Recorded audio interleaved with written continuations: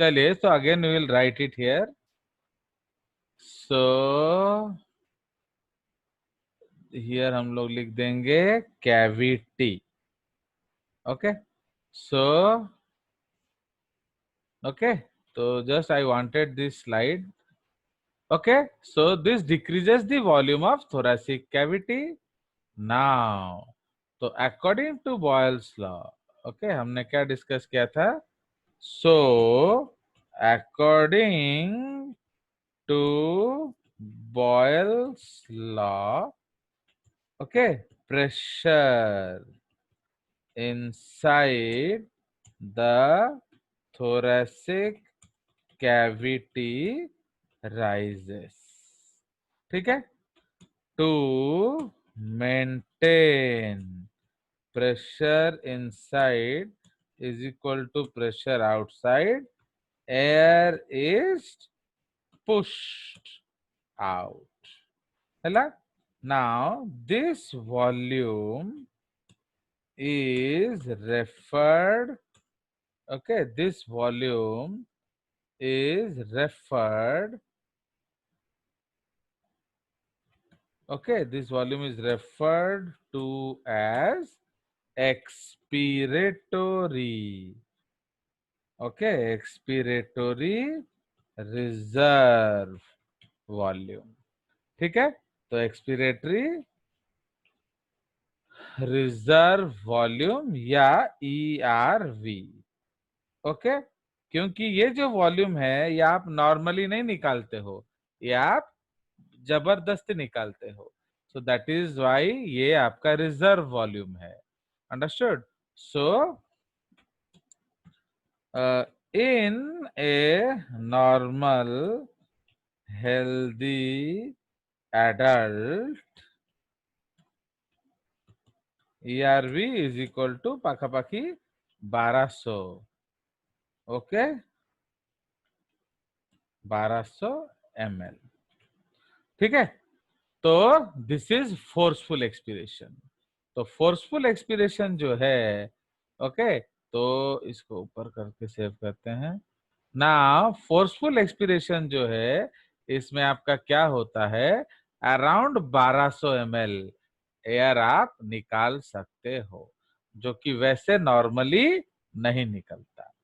तो जब नॉर्मली नहीं निकलता है मतलब ये फाउल एयर था, इसीलिए हम लोगों ने इस फाउल एयर को निकाल दिया. क्लियर? चलिए, so this is the concept of forceful expiration. अब हम लोग चले जाएंगे उसका next breathing, that is called forceful inspiration. Okay, so B point is forceful inspiration. Okay, forceful inspiration.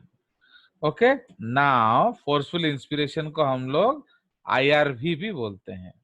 This is called inspiratory reserve volume. ठीक है? तो उसमें क्या होता है, जितना जोर लगाना है लगा दो.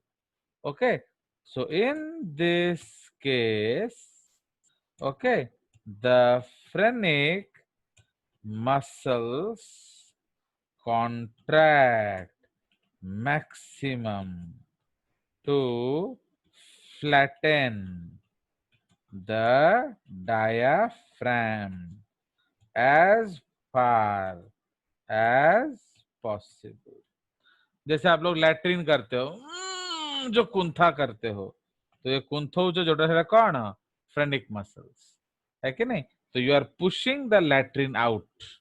तो जस्ट लाइक दैट. तो in this case the phrenic muscles, MUSCLES muscles contract maximum. Phrenic muscles of diaphragm लिख देते हैं, diaphragm. Okay, contract maximum to flatten the diaphragm as far as possible. Okay, so इससे क्या होता है, this increases the volume of thoracic cavity. है ना? उसी तरह एक्सटर्नल इंटरकॉस्टल मसल्स, ओके, तो external intercostal muscles contract maximum, okay, तो जितना जोर लगाना है लगा दो, contracts maximum, okay, to pull the rib cage as outwards and upwards as possible, जितना आप बाहर खींच सकते हो उसको खींचो, ठीक है। So external muscle contract to pull the rib cage as outwards and upwards as much as possible, as much लिख देते हैं ना, as much outwards and upwards as possible. So तो इसमें भी क्या होगा, this increases the volume of thoracic cavity, है कि नहीं। तो इससे आपका क्या होता है, वॉल्यूम ऑफ थोरैसिक कैविटी बढ़ जाता है। तो according to Boyle's law, okay, according to Boyle's law, pressure inside decreases maximum, सबसे ज्यादा कम होता है, क्यों, तुमने बहुत ज्यादा वॉल्यूम बढ़ा दिया, decreases maximum, okay, to maintain P in is equal to P out, air rushes inside, है ना, तो air rushes inside, this volume of air is referred to as क्या, inspiratory reserve volume, okay, this is referred to as the inspiratory reserve volume, okay. So ये आपका IRV है, means ये आप normally inspire नहीं करते, ये माने फोर्सफुली इंस्पायर करते हो, ठीक है। This is referred to as inspiratory reserve volume bracket रे IRV and it is nearly 2500 to 3000 ml per breath, ठीक है। तो आप अगर जोर लगाओगे तो ये आपका फोर्सफुल इंस्पिरेशन हो सकता है। नाउ फोर्सफुल ब्रीदिंग,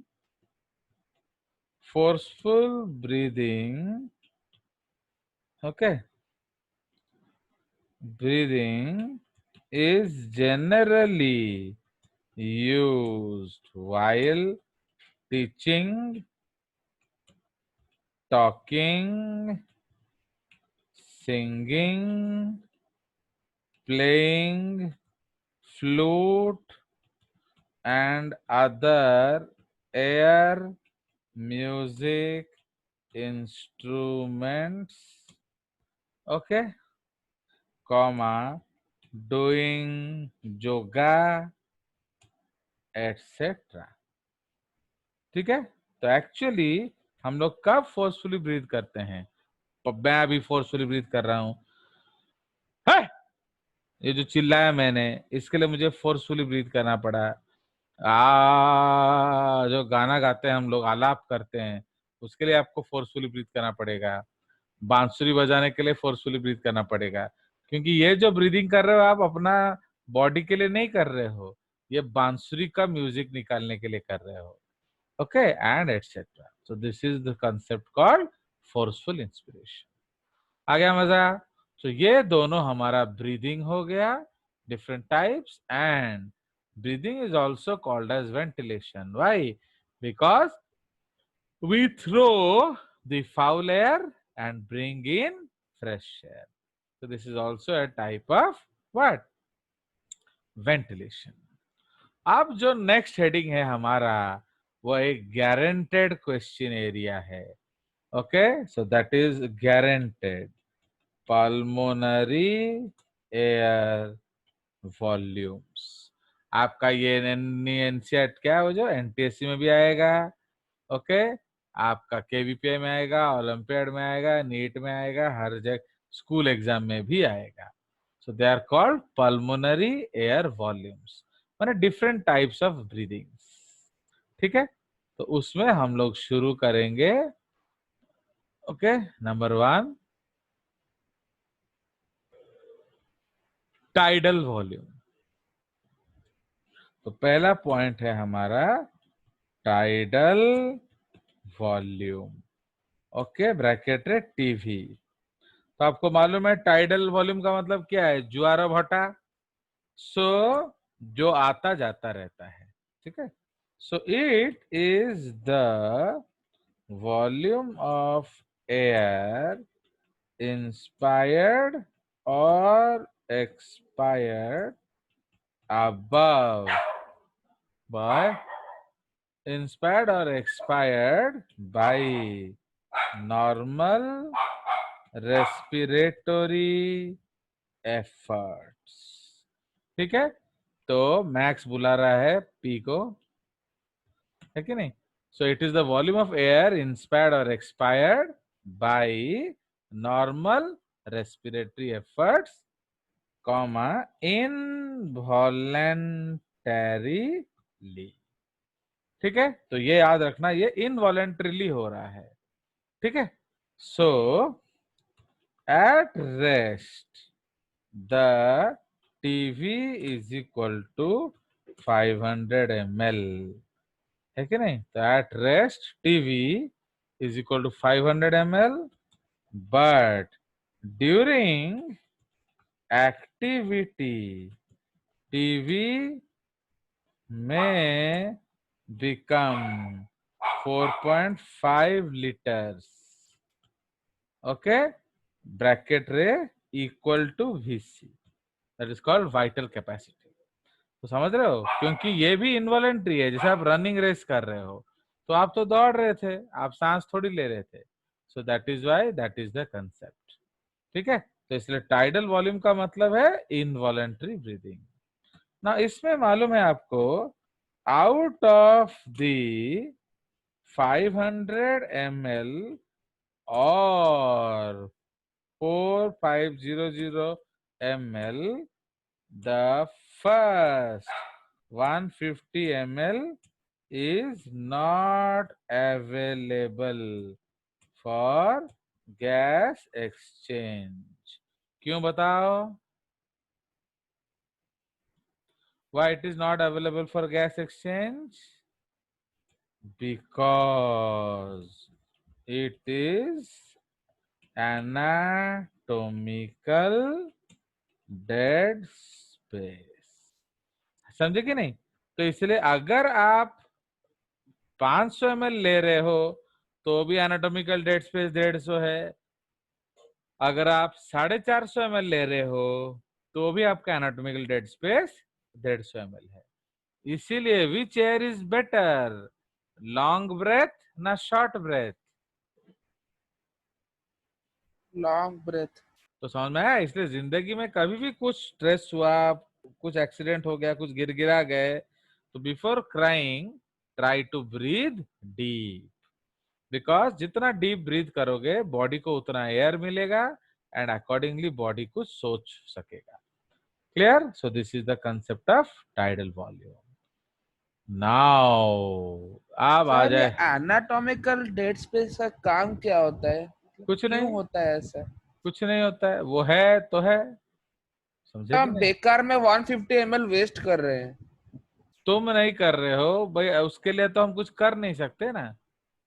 समझे कि नहीं। You cannot, for example your father is now useless, he is not doing any job, तो उसको भगा दें ना क्या, बोलो। सपोज पापा बेकार हो गए, बूढ़े हो गए, तो अब तो किसी काम के नहीं है, तो उनको रखें ना भगा दें। तो जस्ट लाइक दैट, अब है तो है, अब क्या करेंगे, दैट इज देयर। तो that is a part of your anatomy, तो you can not remove it. Okay, जैसे सपोज आप लोग घर बनाते समय एक बहुत बड़ा बालकनी बना लिए, बाद में देख रहे हो बालकनी में बैठने वाला कोई नहीं है, फिर सोचे यार उसको ड्राइंग रूम बना लेते तो अच्छा होता, बट अब तो नहीं बना सकते ना, जो बना लिए सो बना लिए। तो जस्ट लाइक दैट, तो this is a part of the anatomy, इसका हम कुछ भी नहीं कर सकते। ओके, चलिए, तो इसका inspiratory reserve volume, okay, so this is called IRV। ठीक है, तो now what is inspiratory volume? It is the volume of air inspired above tidal volume. माने आप टाइडल वॉल्यूम लेने के बाद और कितना एयर ब्रीथ कर सकते हो। तो it is the volume of air inspired above tidal volume by maximum inspiratory efforts। ठीक है, तो मैक्सिमम इंस्पिरेटरी एफर्ट्स समझ में आया? अब क्या है, जब आप जाओगे आर्मी में तो उसमें दिया खाली छठ था, तो जब आप अपना आर्मी का टेस्ट देने जाओगे मेडिकल, तो वो लोग क्या करेंगे, वो लोग आपको बातों में लगाएंगे, आओ सीता कैसे हो, आर्मी में क्यों ज्वाइन करना चाह रहे हो, ऐसे ऐसे आपको गुल्ली गप्पो करेंगे। क्यों? Because they want you to inspire the tidal. उसके बाद बोलेंगे सांस लो और लो और लो और लो, तो आपका सीना 5 ml बढ़ना चाहिए, 5 सेंटीमीटर। अंडरस्टूड?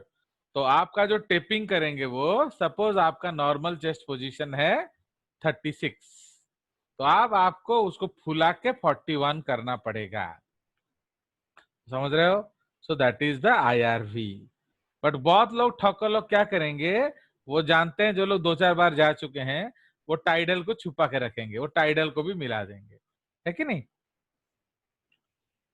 तो दैट इज वाई ये रिजर्व वॉल्यूम है, मीन्स और कितना आप ले सकते हो। Okay, now it is a volume of air inspired above tidal volume by maximum inspiratory efforts। ठीक है, चीटर्स को पकड़ा नहीं जा सकता, क्या? वो छुपा लेते हैं, जो टाइडल वॉल्यूम को छुपा लेते हैं। नहीं, कुछ लोग कर लेते हैं चालाकी, है कि नहीं? तो दैट इज ए स्टाइल, और क्या।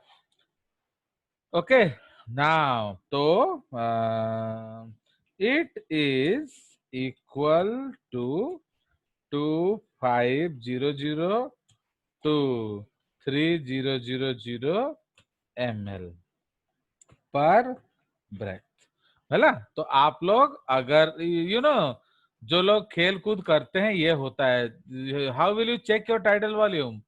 Try to inflate a balloon by 1 attempt. ओके, तो आप एक बलून को एक अटेम्प्ट में फुलाने का कोशिश करिए, तो देख रहे हैं आपका बलून इतना फूल गया है। आप उसको पानी से भर के उतना बनाइए, फिर ढापा उस पानी को मेजर करिए कितना लीटर हो रहा है। ओके, तो जब अगर ये 3 लीटर नहीं हो रहा है, इसका मतलब सांड अगर पीछे पड़ गया तुम्हारे, तो गड़बड़ हो जाएगा। ओके, तो it should be this much, तो इट इज इक्वल टू एथिकी पर ब्रेथ। ठीक है, ये आपका इंस्पिरेटरी रिजर्व वॉल्यूम है। उसके बाद उसी तरह एक्सपिरेटरी भी होगा, है कि नहीं? जिस तरह इंस्पिरेटरी है, उस तरह एक्सपिरेटरी रिजर्व वॉल्यूम भी होगा। एक्सपिरेटरी रिजर्व वॉल्यूम, या उसको हम लोग क्या बोलेंगे, ERV। So this is called ERV। ठीक है, तो it is the volume of air that can be expired above tidal volume by maximum expiratory efforts, है कि नहीं? तो इसलिए आप टाइडल वॉल्यूम के बाद और कितना एक्सपायर कर सकते हो, सो that is called your ERV. That is the volume of air that can be expired above tidal volume by maximum expiratory efforts. So it is equal to 1100 to 1200 ml per breath. ठीक है, तो ये आपका reserve है, मतलब ये आपने निकाला नहीं था. Understood? So this you could have taken out, but you did not take out. Clear? तो अब एक वॉल्यूम है जो आपका कभी नहीं निकलेगा, भले ही मैं आपके सीने में डांस करूं. Okay, if I start jumping on your chest, तब भी ये नहीं निकलेगा. सो that is called residual volume. Okay, that is called RV. ठीक है, तो it is that volume of air that remains in the lungs even after forceful breathing. Okay, आपने पूरा जोर लगा दिया बट वो रह गया. It is that volume of air that remains in the lungs, okay, even after forceful expiration. okay, तुमने पूरा जान लगा दिया फिर भी ये रह गया. Can anybody tell me why it is there? ताकि लंग्स कोलैप्स ना करे. जाएगा तो फिर लंग्स कोलैप्स कर जाएगा. Actually, I asked सांवली सलोनी, तेरी झील सी आंखें, कि आप इतना सुंदर क्यों हैं? Why are you so beautiful, सांवली? तो बोलती sir I wanted to become Miss India. अबे गधे, जिस स्पर्म एंड ओवम से तुम बने हो उनको मालूम था तुम्हें मिस इंडिया बनना है? तो ये जो एक्सप्लेनेशन है, this is called teleological explanation, far from reality. समझ में आया? मैं आपको क्या पूछ रहा हूं कि why there is residual volume. क्योंकि वो है. हाँ, वो है तो है. तो क्यों है बाबा? सोचो, एक्चुअली तुम्हारा प्रॉब्लम क्या है? You don't look back. ये आपको आंसर आना चाहिए. हाँ बोलो. सर मतलब जो टाइम लगता है एक बार no no experience. No no no, और सोचो, और सोचो. Think you will get the answer. Don't, देखो, बिना सोचे साइंस का आंसर देने का कोशिश मत करो, and that too in JJ's class. जल्दी, anybody can tell the answer. ये क्यों रह गया आपका volume? Why it is not collapsing? वो जो C shaped cartilaginous rings. No, वो तो ट्रैकिया है, लंग्स का ब्रीदिंग चल रहा है ना. सोचो सोचो, आपको आंसर मालूम है. You have already read it in my class. Surfactant की वजह से. समझ में आया गाधों? It is due to surfactants. क्यों ना, आप अगर ज्यादा कोलैप्स करने का कोशिश करोगे तो वो रिपेल कर देगा. समझ में आया? Very good. तो it is due to the presence of surfactants. Okay, so it is due to the presence of surfactants. Next point, it ensures that even 500 ml of tidal air is sufficient for क्या? Normal resting life. आप okay, normal rest में 500 ml ले रहे हो, फिर भी वो enough क्यों है? क्योंकि रेसिडुअल वॉल्यूम आपका है. तो इट इज इक्वल टू 1200 से 1500 ml. तो समझ रहे हो, तो आपका रेसिडुअल 1200 है, 500 आपने ले लिया, 1700 हो गया, काफी है। अंडरस्टूड? तो ये उसका एप्लीकेशन है। What is the advantage of residual volume? It always gives you 1200 ml extra. Understood? तो आप सपोज किसी का कोलैप्स कर गया, नाउ अब उसको, ये एक डिजीज है, so that is called RDS, this is called respiratory distress syndrome. Okay, तो रेस्पिरेटरी डिस्ट्रेस सिंड्रोम, तो इसमें क्या होगा? In these persons there is no secretion of the क्या surfactants. Okay, so their lungs collapse every breath, so they have to breathe forcefully. Okay, so they have to breathe forcefully as much as possible, even at rest. ठीक है? तो RDS या respiratory distress syndrome में क्या होता है? Surfactants नहीं बनता है, तो अब आपके लंग्स में कितना वॉल्यूम रह गया? 0। तो इसलिए अब आपको 200 ml लेना है, 1700 ml, तो you have to breathe 1700 ml। अभी आप 500 लेते हो, 1700 बन जाता है, क्यों? Because of 1200। किंतु अगर आपका डिस्ट्रेस हुआ तो ये 1200 भी आपको ब्रीथ करना पड़ेगा। अंडरस्टूड? तो ये जो चारों वॉल्यूम्स हैं, they are called volumes, pulmonary air volumes. And अब उनको जब हम जोड़ेंगे तो they are called pulmonary capacities, pulmonary capacities. Okay, so what are pulmonary capacities? They are called combination of different pulmonary volumes. ठीक है, तो अगर आप वॉल्यूम्स को जोड़ोगे तो क्या बन जाएगा? Pulmonary capacity.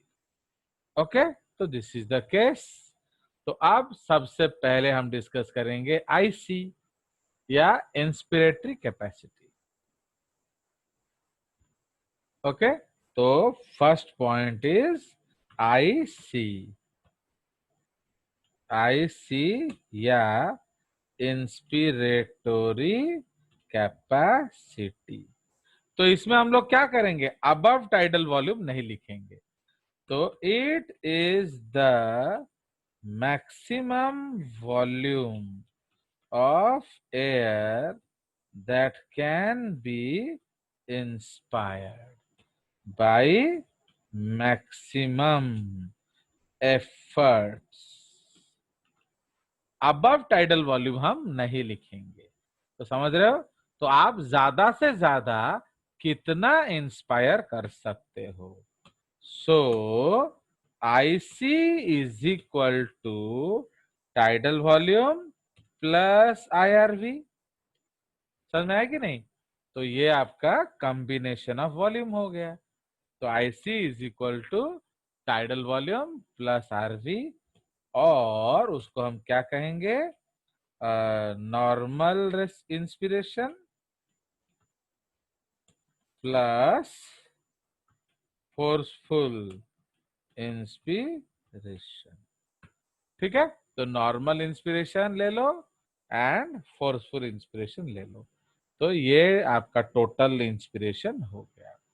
ठीक है, तो इट इज इक्वल टू कहते 500 प्लस 2500 से 3000, है कि नहीं?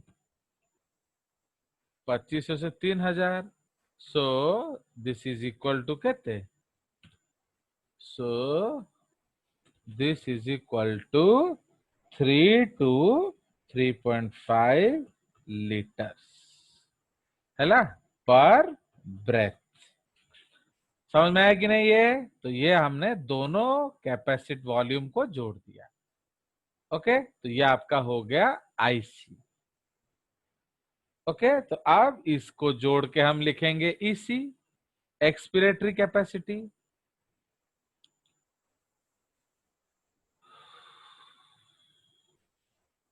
ओके, तो सेकेंड कंसेप्ट है ईसी।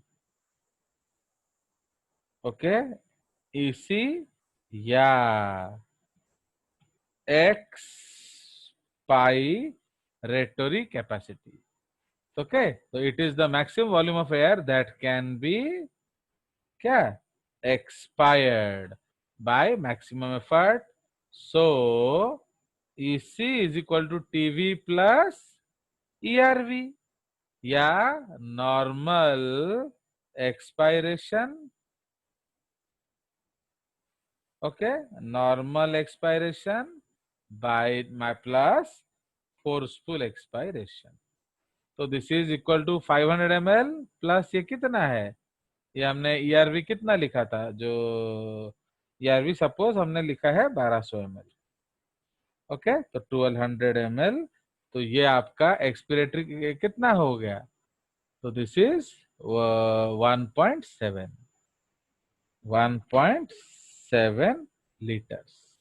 ठीक है, तो आप ये मैक्सिमम एक्सपायर कर सकते हो। नॉर्मल 500 है एंड 1200 आप जोर जबरदस्ती करोगे तो निकलेगा। क्लियर? तापर पळे आसीबो vital capacity. Okay, so the next point is 3 is vital capacity या VC. So it is the volume of air that can be exchanged by maximum respiratory efforts। माने कितना एयर आप एक्सचेंज कर सकते हो। तो VC इज इक्वल टू क्या, maximum expiration plus normal air plus normal air inspiration जो भी ले लो प्लस फोर्सफुल इंस्पायरेशन। ओके, तो मैक्सिमम एक्सपायरेशन पूरा 0 हो जाएगा, फिर वो नॉर्मल ले लो, फिर फोर्सफुल ले लो। So this is equal to, तो मैक्सिमम एक्सपायरेशन को हम लोग क्या बोलते हैं, ईआरवी प्लस नॉर्मल को क्या बोलते हैं, बोलो, plus TV plus forceful inspiration को क्या बोलते हैं, आईआर। तो ठीक है, तो इसलिए VC is equal to ERV plus TV plus IRV। इससे ज्यादा हवा आप एक्सचेंज नहीं कर सकते। You understand? तो this is the maximum volume. Understood? Now अब हमारा आ जाएगा मैक्सिमम आप कितना रख सकते हो। तो fourth, this is called functional residual capacity. ये बार बार एग्जाम में आता है, याद रखना। So this comes in exam almost every time. Functional residual capacity या FRC। अभी आप लोग कौन सा एयर एक्सपायर कर रहे हो, टाइडल ना ERV? टाइडल। टाइडल। तो ERV कहाँ है, where is ERV? Inside the lungs, है कि नहीं? अब आपका ERV भी लंग्स में है एंड आरवी भी लंग्स में है,